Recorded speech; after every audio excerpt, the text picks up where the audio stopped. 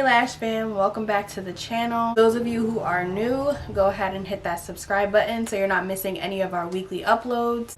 So if you are having that question about why am I still slow, why is my lash processing still slow, why am I still taking 4, 5, 6 hours to complete a set, and you're trying to figure out ways to get faster, this is the video for you.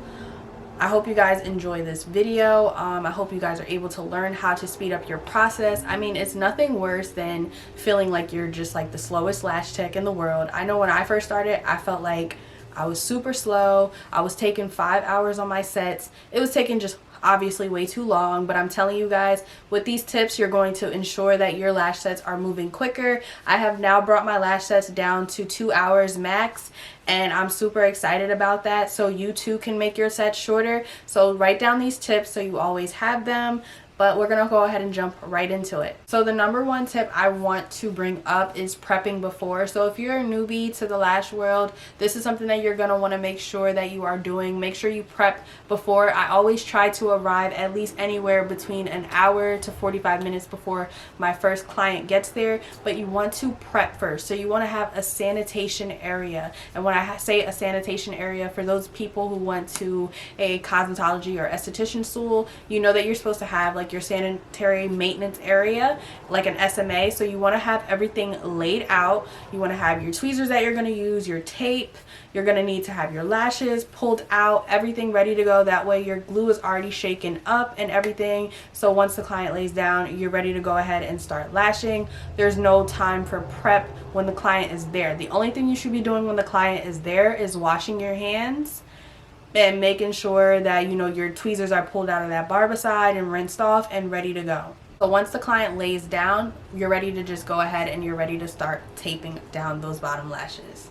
So the second tip I want to get into is actually knowing your actual products that you're using, so your actual lash products. So you want to understand what type of glue that you're using. You want to know if it's a fast drying glue or a slow drying glue.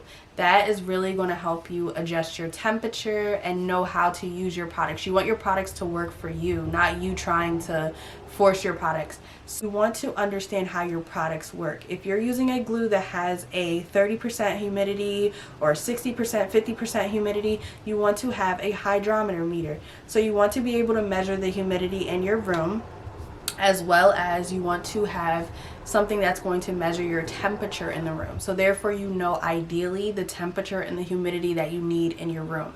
That is going to tremendously speed up your lashing process once you get your glue to be set and work for you. You can literally adjust the temperature with any glue that you have. Another tip for lashing faster that goes alongside with your products is lashing directly next to a humidifier. I'm telling you, it will be a game changer for you. If you are in a setting where you need more moisture in your room, you're going to need a humidifier. And once I'm telling you, put your humidifier, set it up right next to you, you're going to be speeding through your lash sets because that glue is going to literally work perfectly with that humidifier, and it's going to dry at the perfect time for you. So if you have not invested in a humidifier and you need more humidity in your room, definitely grab your humidifier and place it directly next to you. So the third tip is minimize brushing. So I know when you are lashing, it's like just one of those things that you just always want to do. When you get done lashing a couple lashes, you want to just get your spoolie and you want to brush. Don't.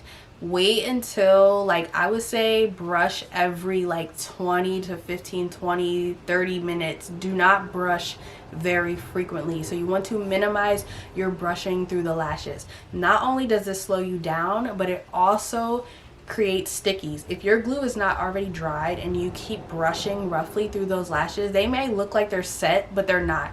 And now you got lashes that are touching each other, and now you just created all different types of stickies. And guess what?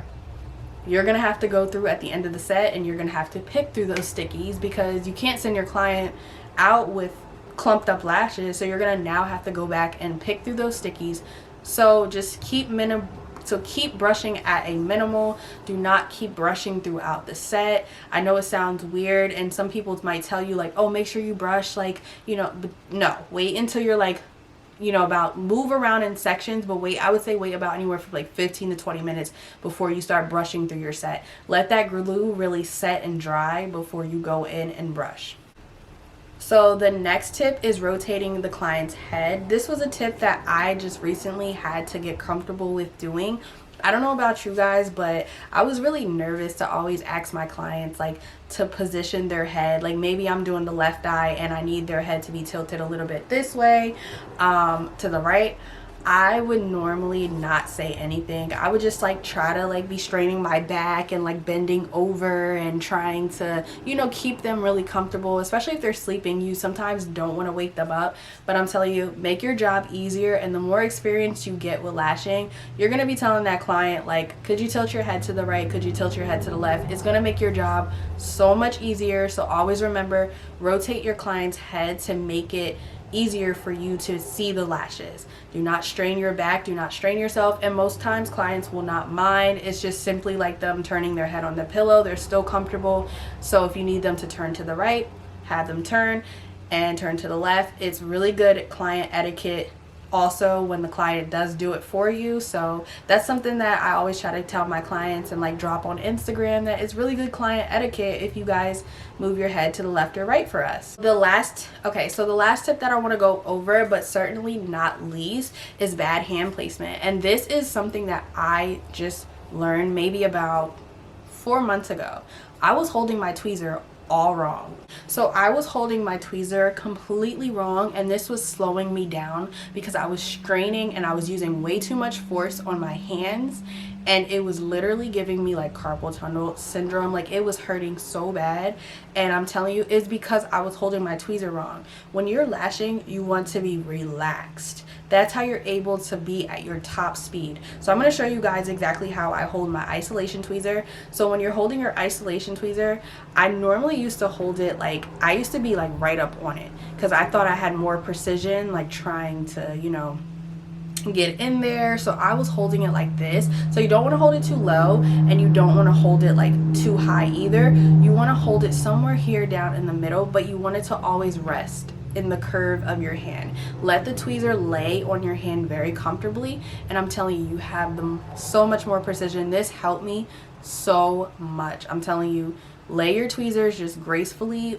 between your fingers just like this, and you're gonna have so much more precision. I'm telling you guys, I was doing it all wrong, but once you do this, you're gonna see you're gonna be flying through isolation, which is one of the things that slows you down the most. So also too, since we're talking about isolation tweezers, I'm also going to show you how to use your volume tweezers or your placement tweezers. So same thing, you don't want to be holding it here, and you don't want to be holding it too low. You want to do the same thing. You want to hold it somewhere down here, like in the middle, and then that gives you like the ultimate grasp for finding your sweet spot.